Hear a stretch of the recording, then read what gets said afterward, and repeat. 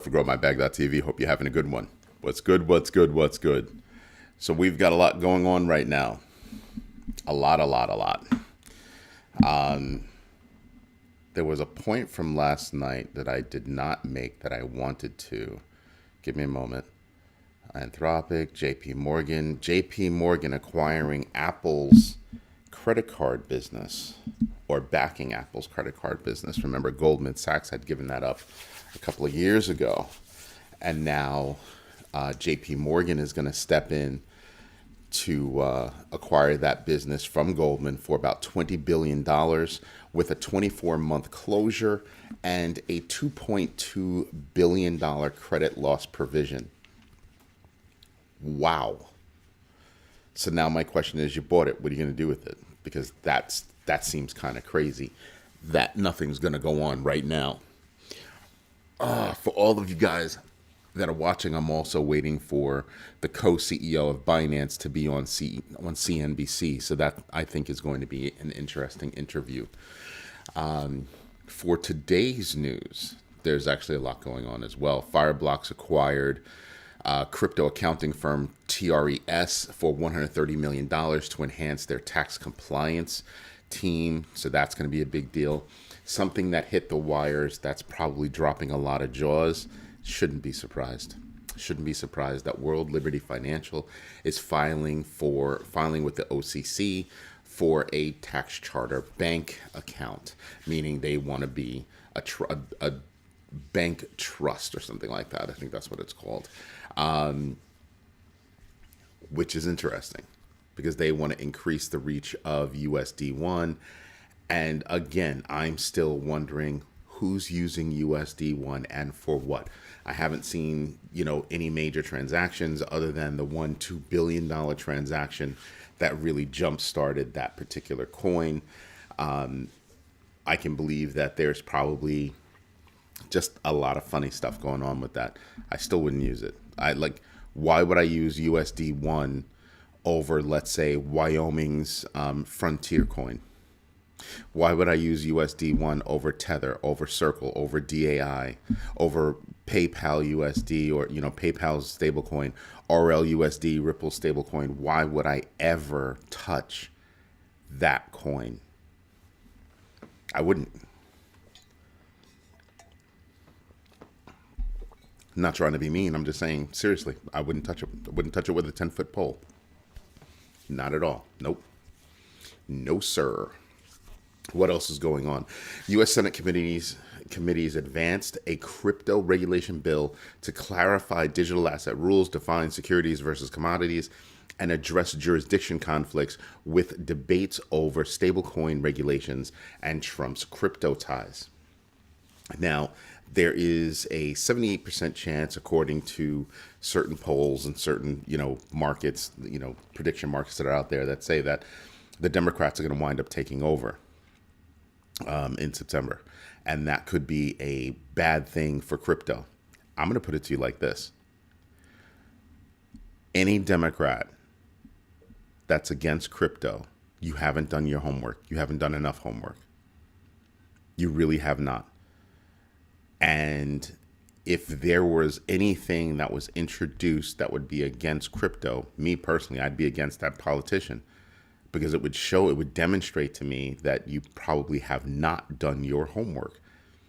And you have to think about this. A lot of these politicians don't do their homework. They have staff that does the homework. And then they get told what they should be thinking. They get like a synopsis sheet. These are your talking points. I'm like, no, I need you to do your homework. I need you to do your homework. And if you're going to bring a case against crypto, make sure it's a strong one. Make sure it's a good one. Because I would not agree with that. I think a lot of apprehension from different politicians about crypto comes from certain politicians making too much money from it. I think they're starting to realize, well, I don't like crypto because people are making money. Well, maybe you shouldn't have a position where, politicians can buy stocks. That's legalized insider trading. They're privy to certain information that nobody else is privy to. and they're making stock moves because of it and taking advantage of the system. So yeah, that's a problem. Good morning, Rick Ritchie. Thank you for letting us know that you're investing in yourself. That's what's up. So yeah, I have an issue with something like that, but I can understand why they feel like that. But that they have to recall that that's not everybody.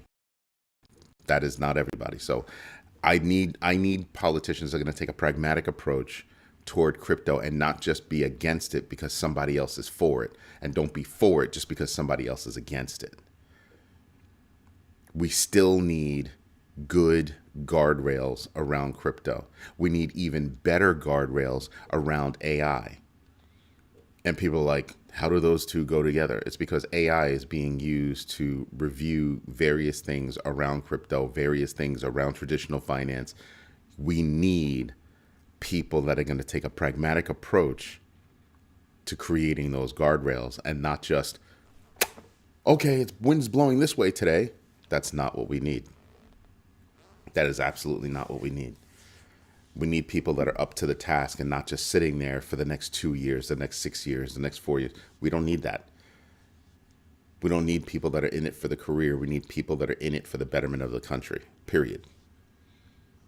All of these things affect our bags directly. Directly. Don't think you're going to get people's votes just because, you're for or against something. People are tired of that. People are truly tired of that. People can't afford to buy food. We don't have health care. You guys are having a vote on health care, this week, next week time frame, and you're acting like, oh my gosh, this is the greatest thing.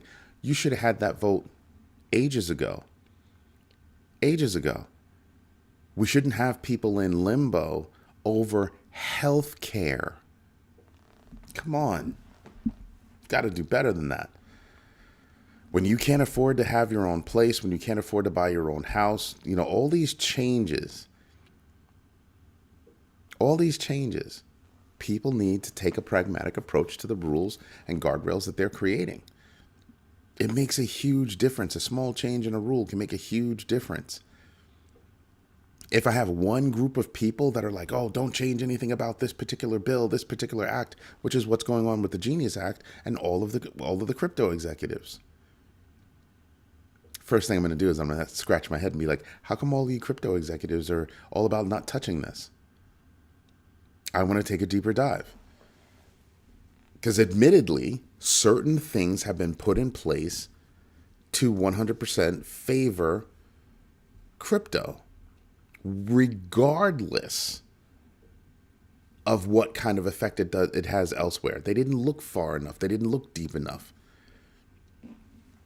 Lobbying groups reach certain people and they got them to push things forward. And that is not a pragmatic approach. That's a me first approach. We don't need that. And the reason why I'm so adamant about it is because crypto is not a flash in the pan. Crypto is here to stay. Crypto is creating the rails right now upon which the financial institutions, finance around the world is going to work on. Garbage in, garbage out. We need not to have garbage go in. More news. Gate launched Gate AI, an AI market analysis tool for traders following industry trends like OKX, Coinbase, and Kraken's AI initiatives. Yeah. People want to be able to analyze things. I told you I built my own financial analyst for Grow My Bag because I wanted to see, well, how does that work? So now we're just working on how does it scale? How many people are going to want to tap into something like that? Because you need an independent perspective on things. But every exchange out there is doing it. And it's not just every exchange. Banks are doing it too. Now, the sad part is that for financial advisors, it's going to impact that business hugely. It's going to impact that business in a major freaking fashion. So if you're a financial advisor, step up your game now. Start leveraging those tools now. Start showing that AI is just a tool. It's not a replacement. Because frankly, I'm going to tell you, I don't think AI is a replacement for a financial advisor. I don't think AI is a replacement for almost anything. I think it can enhance certain roles and responsibilities, right? So if I have a seasoned financial planner, seasoned financial analyst that's actually reviewing the data that's coming out of AI, it can help to validate those perspectives or invalidate those perspectives. AI is not 100% correct. That percentage is actually pretty low. So, yeah, it's not going to get rid of people, but it is going to disrupt. So pay attention, folks. Do your own research, know your entries and exits, and absolutely invest deliberately.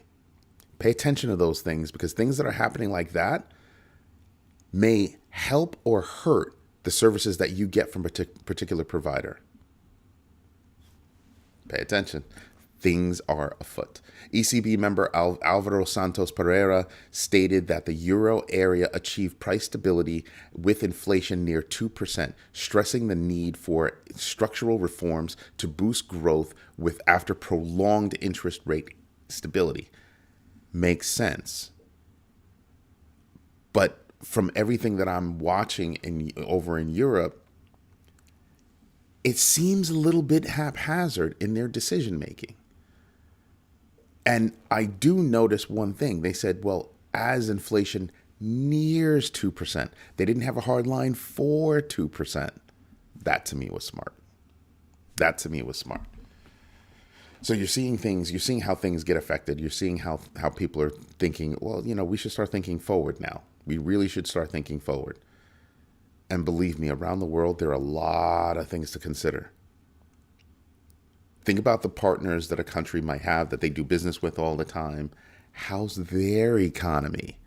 Because that's going to affect your economy. It's going to affect pricing and just all kinds of things that are going on. You want to pay attention to these things, because tiny little things move mountains. Just saying. OpenAI introduced ChatGPT Health, linking medical records for health insights.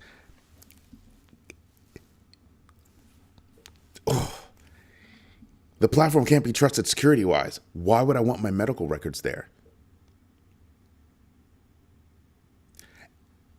Businesses don't want their data on ChatGPT. Why would I do anything like that? To me, that's a massive problem. And yes, a lot of experts are raising flags right now. They're raising flags like, hey, that's not a good idea. Now, if you want to have a local AI to review medical records internally, okay. But you're going to put it on a service like ChatGPT? You've got to be kidding me. That is, woo boy. I bring that up because when you look at AI as a market space, data centers, power, cooling systems, just all kinds of things that go into that whole space. And now you're talking about healthcare records? Yikes. And here's the next question. What company is going to do that? Because whatever publicly traded company that's out there that's planning on doing something like that, I think that stock is going to take a hit. That's not the smartest thing to do. Now, if you're telling me that you're going to build an internal tool and it's going to do this and it's going to do that and it's going to be an internal tool and you've got security, you've got guardrails, you have all these things, okay, I can get behind something like that. Also, why? Is it for me to go over my medical records, or is it for these large companies to review medical records as a whole, to identify patterns and things like that? Not saying that's a bad thing. I think that's actually a good thing, but I think it should be internal. I think that should be a private network, sort of like how the internet was born. It used to be a private network between educational bodies. Just saying. Let's see. Zcash developers split from Bootstrap over misaligned goals, citing employment term changes, with Zcash protocol unaffected, but price dropping 7%. Yeah, some of the developers said, hey, we don't like it here anymore. We're going to go create our own thing. That's going to be interesting to see how that plays out. Are you going to launch your own coin? Are you going to try to fork what you have? How is all of that going to work? But that right there is notification for anybody that's involved with Zcash. Just saying. Just saying. U.S. crypto industry urged Congress to pass the Digital Asset Market Clarity Act to establish federal rules. That's great. I have an issue with that. They want the rules at the federal level and not at the state level. Even when it comes to, institutions, things like that, there are federal rules, there are state level rules, who can do what, where, when, why, how. I don't think that crypto as an industry should just get a blank check across the United States to be able to do what they want to do. And one of the reasons why is because you're pushing for this bill, but the truth is that it's not as well thought out. There's not enough meat in that bill to satisfy people that are really digging in and paying attention to it.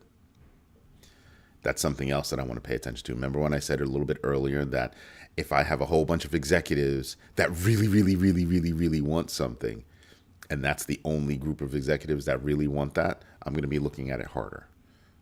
What are the benefits for you? I get it. You don't have to work with each state separately and things like that. But there are lots of things that you have to work with each state separately.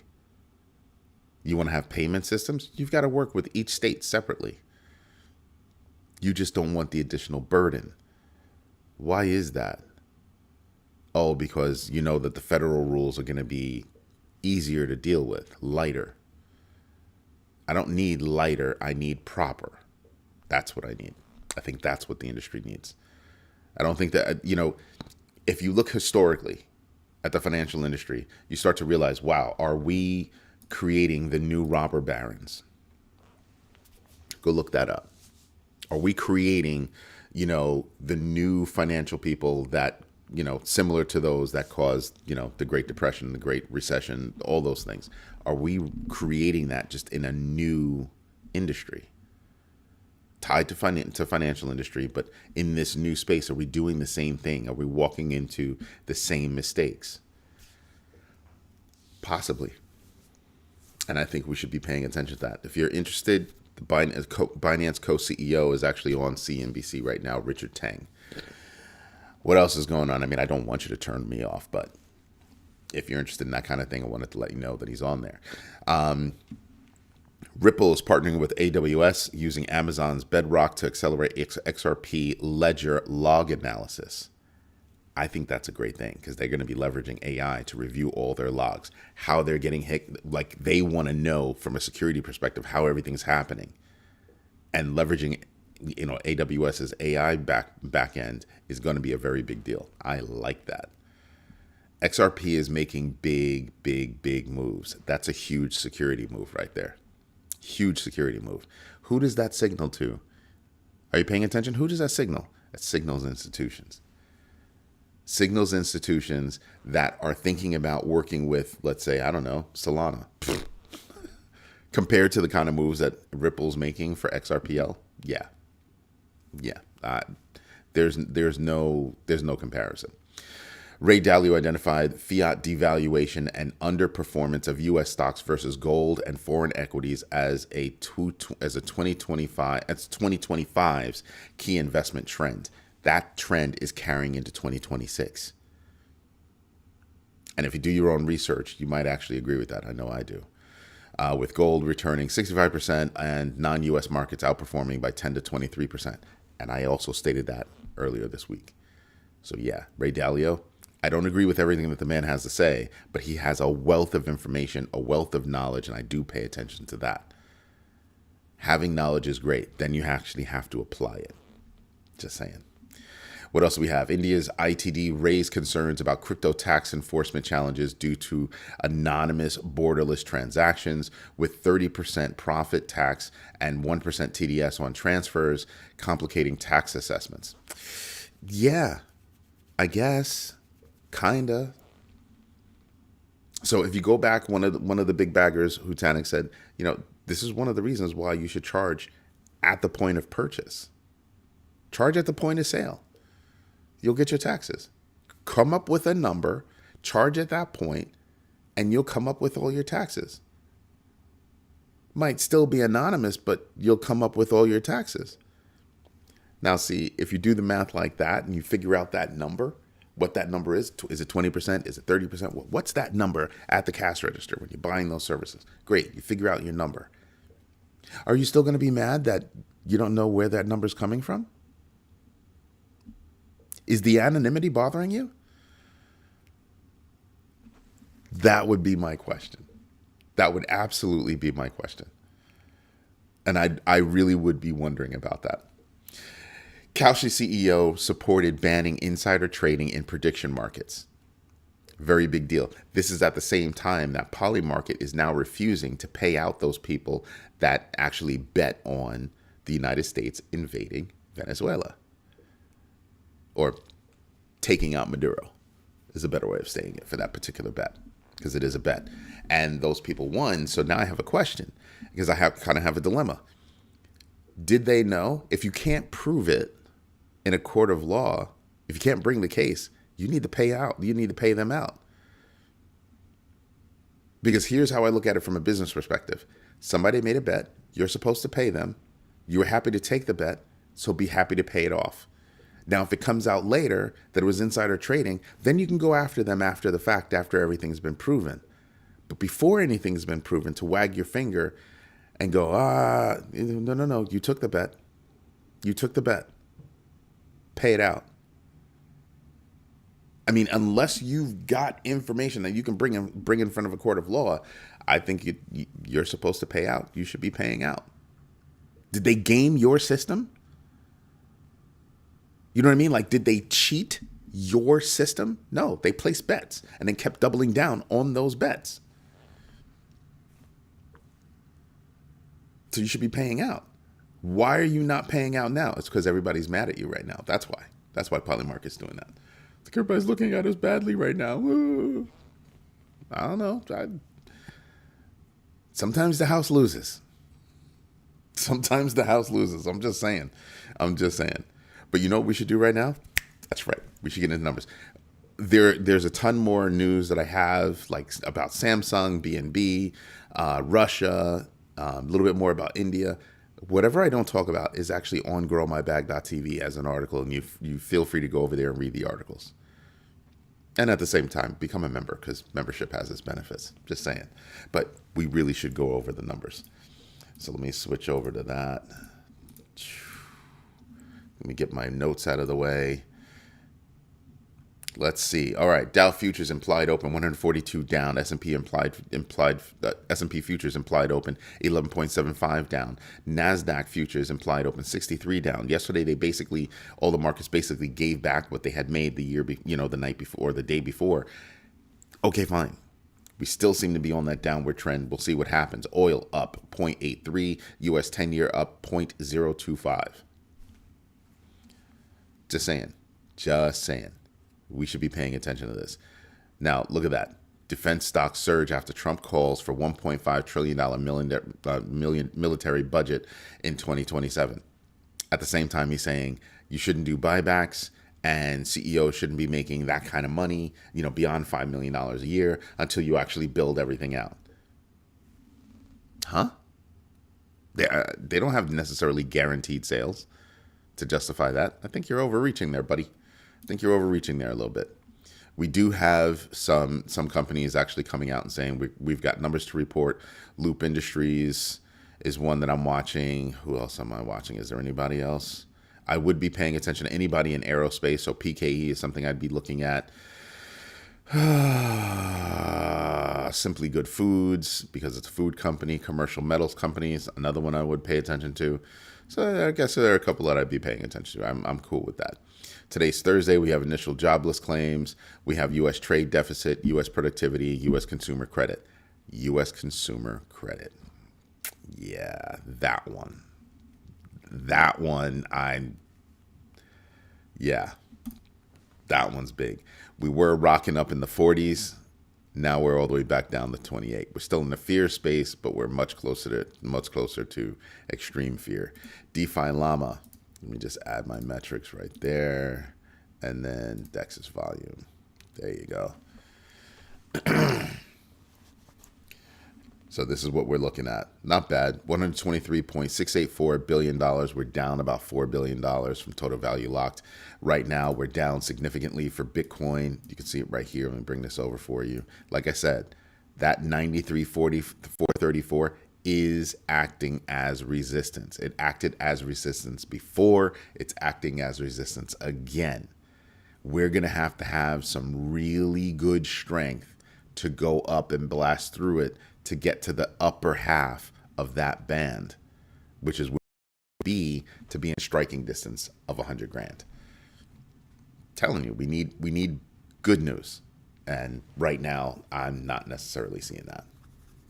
I'm not necessarily seeing a whole list of good news. I'm seeing a whole list of problems, risks that need to be validated is what I'm seeing. Looking at the big board, you can see that there are a lot of things that are down, a lot of things that, yeah, I'd be taking advantage of, right? Link is one, SUI, XRP. XRP is down a lot, so I would definitely be taking a look at that one. I mean, it's still above $2, which is where you want to be, but as long as it's below 30 and below $3, I think it's a buying opportunity.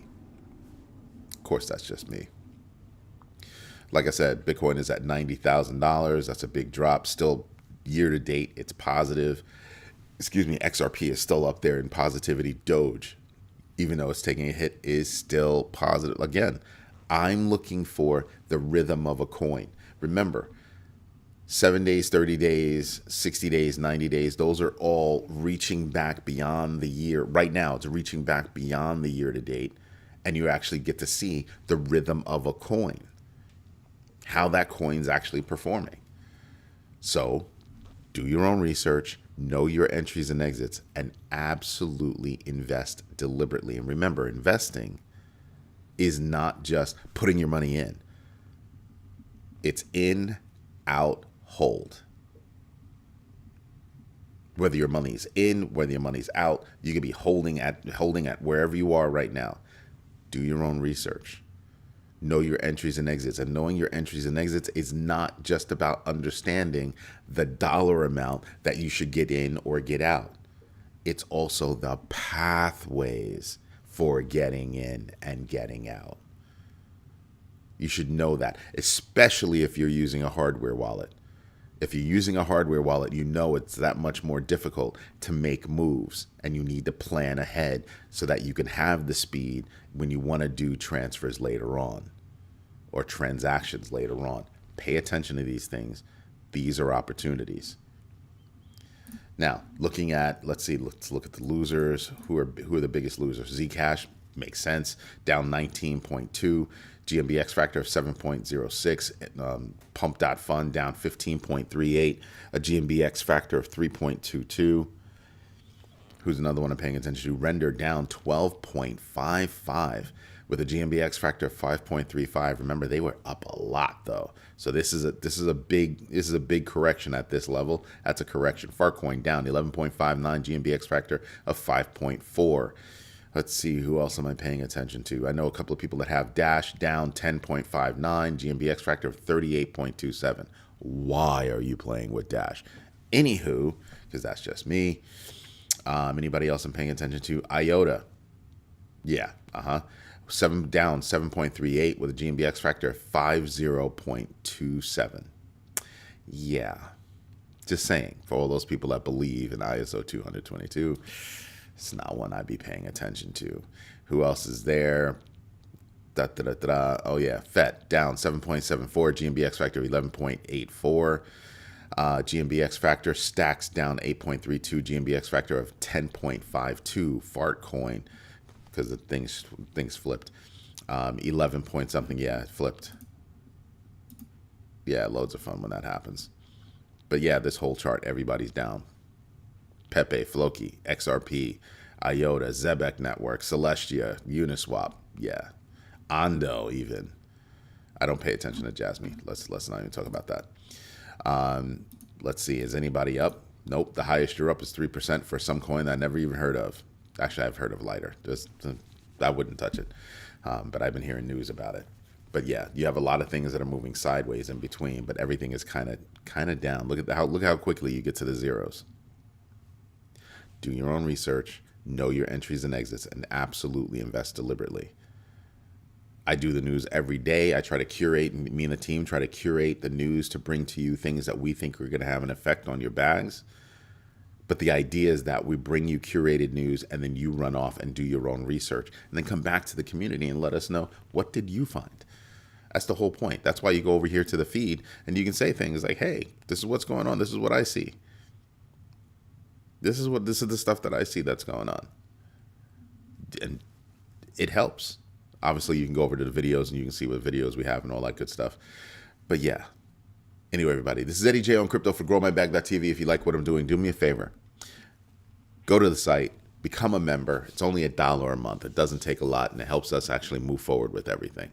All right? If you want to become a big bagger, we do have a big bagger meeting, a private video conference call between all the big baggers on Sunday at 1 p.m. Eastern Standard Time, and it's big baggers only. And we usually take a deep dive into different investment opportunities or investment things is what I would say, because they can be opportunities, they could be pitfalls, they could be anything involving investment. Anyway, everybody, thank you for your time. Thank you for your patience. And as always, thank you for your trust. Me and the team will work for that every day. Everybody have a great day. I will not have a show tonight. We will not have a show tonight. I've got a business meeting that I have to get to, but I will be back tomorrow morning at 6:30. However, that said, all of the articles that I would have been speaking about will be on the site tonight, so you can always check that out. Everybody have a great